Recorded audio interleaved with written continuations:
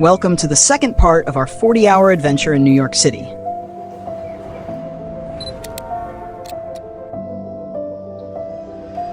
After an exciting night exploring Times Square and its surroundings, we woke up energized and ready to discover more of what this incredible city has to offer.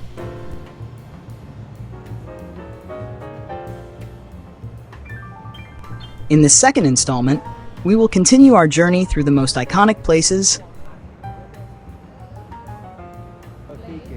unique experiences, and surprises that only New York can provide. We started our day by going down for breakfast, recharging our energy for a day full of new emotions and discoveries.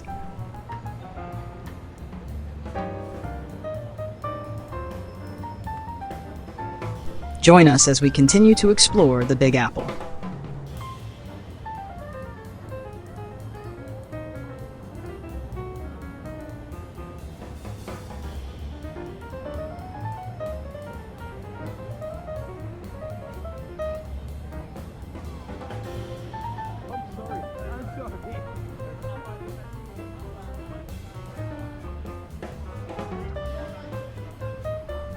I headed down to Times Square because, as you know, our hotel, the Crowne Plaza, is located right on that bustling avenue.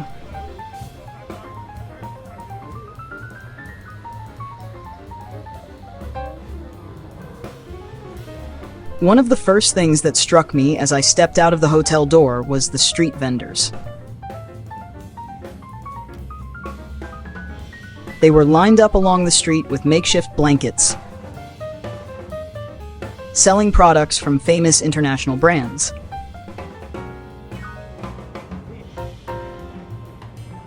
Don't forget to subscribe to my channel at GregArt. If you enjoyed this content, give it a thumbs up and hit the bell to be the first to know when we upload new videos.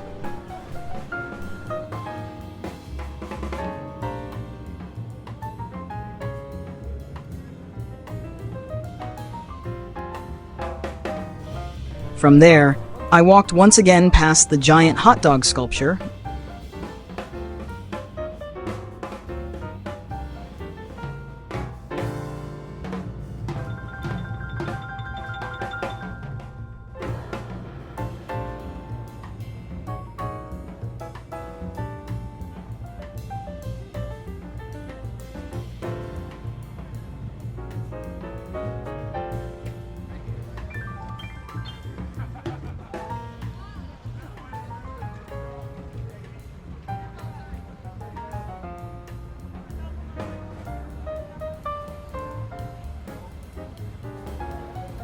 and made my way to Carlo's Bakery, where I had breakfast.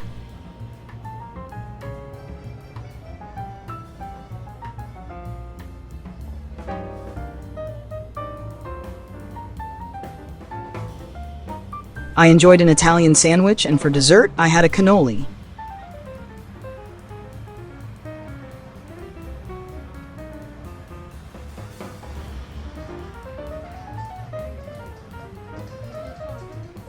Which was undoubtedly the most delicious cannoli I've ever tasted.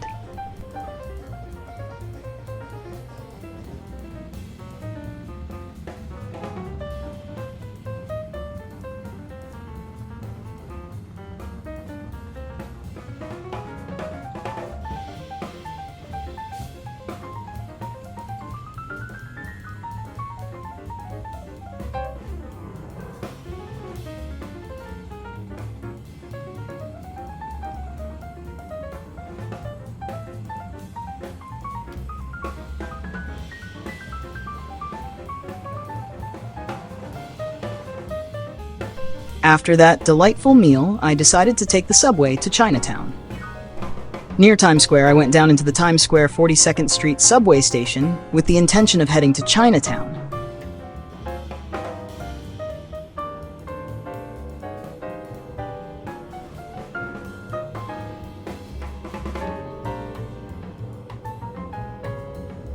What struck me was how much it felt like being in a Hollywood movie,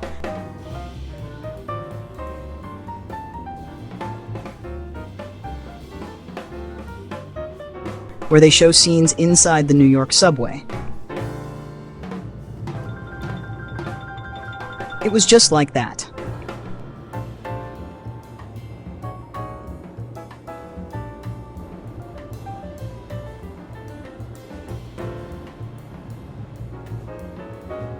People waiting for the train on the platforms and the sound of the trains rumbling through the tunnels.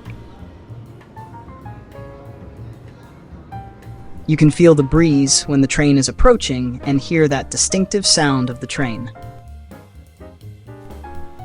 I arrived at Canal Street and Broadway Station, and as I climbed the stairs, I saw a mosaic that caught my attention.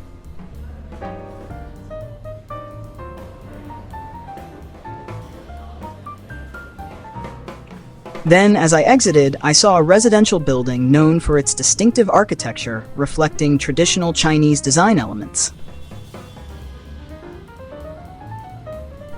It is located at the intersection of Bowery and Division Street. This building is a significant landmark in the Chinatown community and a notable architectural icon in the area.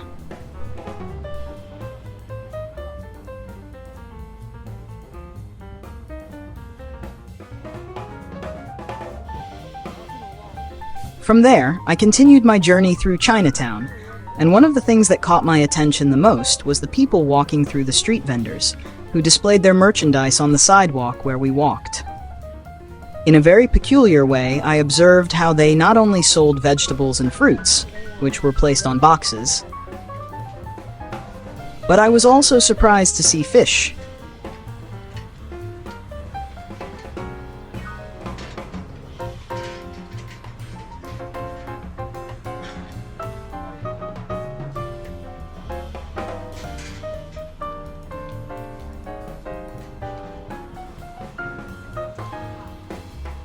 Crabs, and snails in ice chests right on the edge of the sidewalk in front of their shops.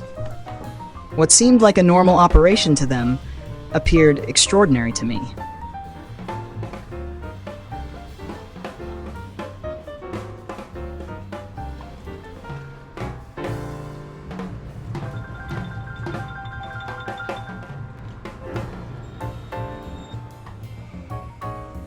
Walking through those streets full of signs in Oriental script,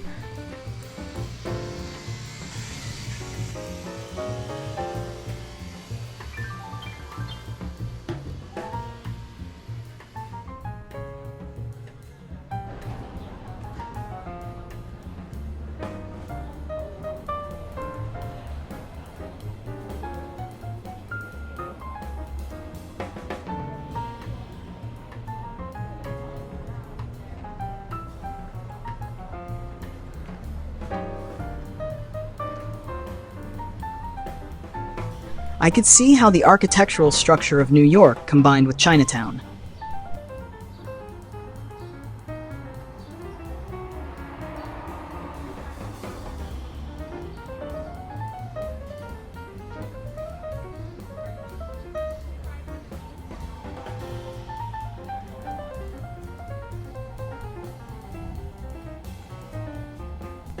It also caught my attention how in the window of the Yue Wang restaurant,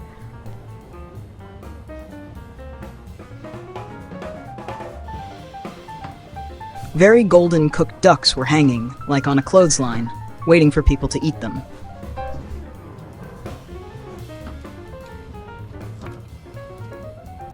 Are you afraid to drive on the roads of this great Sunshine State? Hi, my name is Jeffer, owner and head instructor of Pacosta Driving School, here to invite you to contact us today and book your driving or licensing service needs. From taking your permit exam, driving test, driving lessons, or even an online traffic course. Visit the website for more information and let us help you or your loved ones get your driving level confidence back on the road. After exploring Chinatown, we headed to the iconic Brooklyn Bridge. The excitement was palpable as we joined the crowd of people crossing the bridge. The Brooklyn Bridge, with its impressive towers and interwoven cables, is a marvel that connects Brooklyn and Manhattan.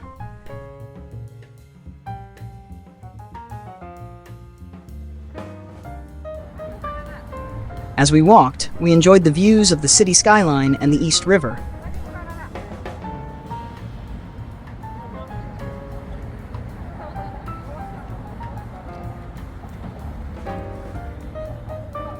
We encountered people from all over the world, each capturing the moment with photos and smiles.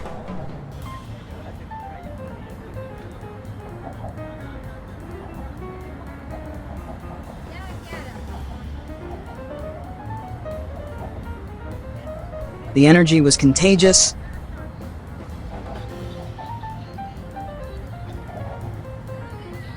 and the atmosphere was unique.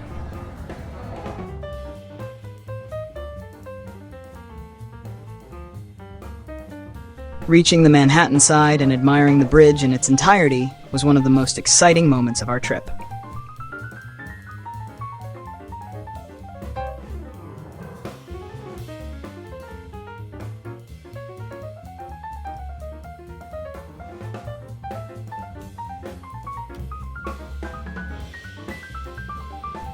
After crossing the Brooklyn Bridge, I walked through Foley Square and Thomas Paine Park.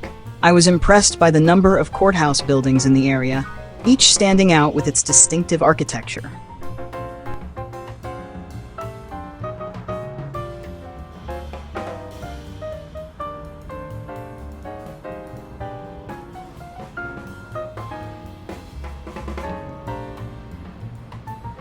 These buildings, with their majestic columns and ornate details, evoke a style that could be described as colonial. Though they also incorporate neoclassical and Beaux-Arts elements.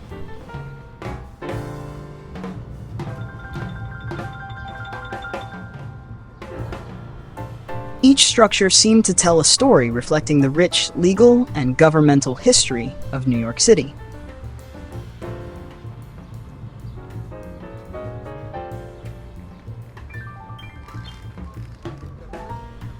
In the center of Thomas Paine Park, there was a striking sculpture called Triumph of the Human Spirit, created by Lorenzo Pace. This sculpture, dedicated on October 12, 2000, is composed of a horizontal member lying across a basin with one end resting against a boulder. The horizontal form supports a tall, vertical element resembling an inverted dagger. Made from black Canadian granite, the sculpture stands over 50 feet tall and weighs more than 300 tons. It symbolizes resilience and the enduring human spirit. Walking through Foley Square and Thomas Paine Park felt like a journey back in time.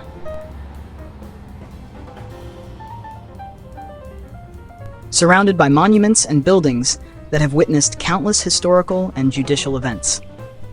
The atmosphere was solemn and grand, highlighting the important role this area has played in the life of the city.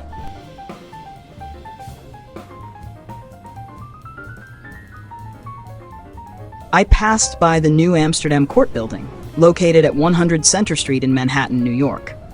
This building is part of the judicial complex in Foley Square and houses various courts and government offices, making it a central hub for New York City's judicial system. The name New Amsterdam takes us back to the city's rich history. New Amsterdam was originally the capital of the Dutch colony of New Netherland. In 1624, the Dutch West India Company established the colony, which encompassed all of present-day New York City and parts of Long Island, Connecticut, and New Jersey. The successful Dutch settlement grew at the southern tip of Manhattan Island and was named New Amsterdam. In 1626, Dutch Governor Peter Minuit formally purchased Manhattan from the local tribe, the Manhattans, in a legendary deal that supposedly involved trinkets valued at only $24. However, cultural differences and European concepts of property led to armed conflicts between the Dutch settlers and the Manhattans, resulting in a prolonged war starting in 1641 that claimed the lives of more than 1,000 Indians and settlers. In 1664, Dutch Governor Peter Stuyvesant was forced to surrender New Amsterdam to an English naval squadron under Colonel Richard Nicolls. The Dutch settlers, unhappy with Stuyvesant's rule, refused to defend the city. After its capture, New Amsterdam's name was changed to New York in honor of the Duke of York, who organized the mission. Despite a brief return to Dutch control in 1673, New York was handed back to the English in 1674. In 1686, it became the first city in the colonies to receive a royal charter. After the American Revolution, New York became the first capital of the United States.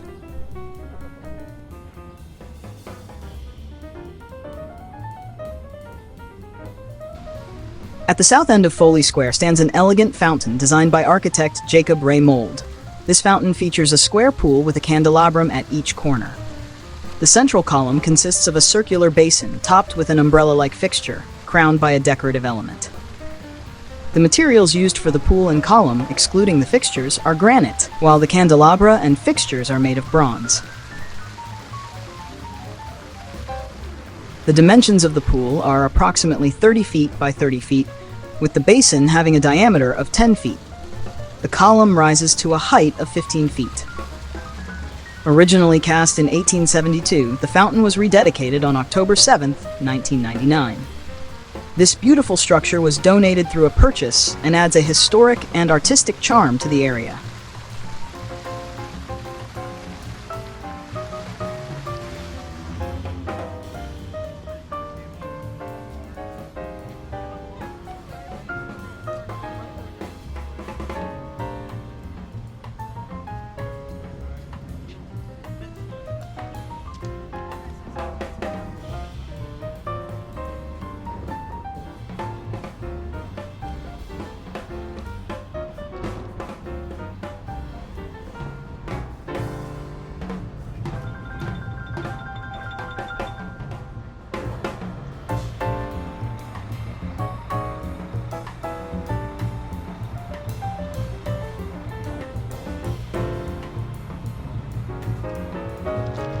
This concludes the second part of our exciting 40-hour journey in New York City.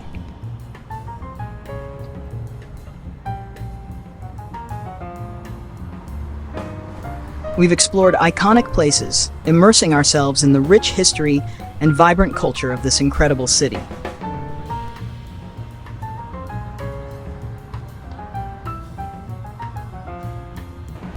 From the hustle and bustle of Times Square to the majesty of the Brooklyn Bridge and the impressive buildings of Foley Square, every moment has been an unforgettable adventure.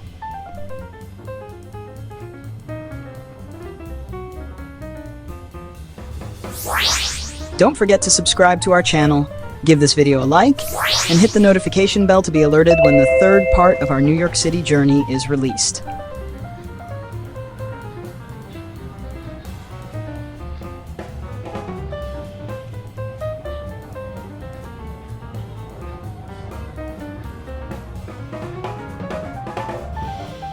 You won't want to miss what's coming next.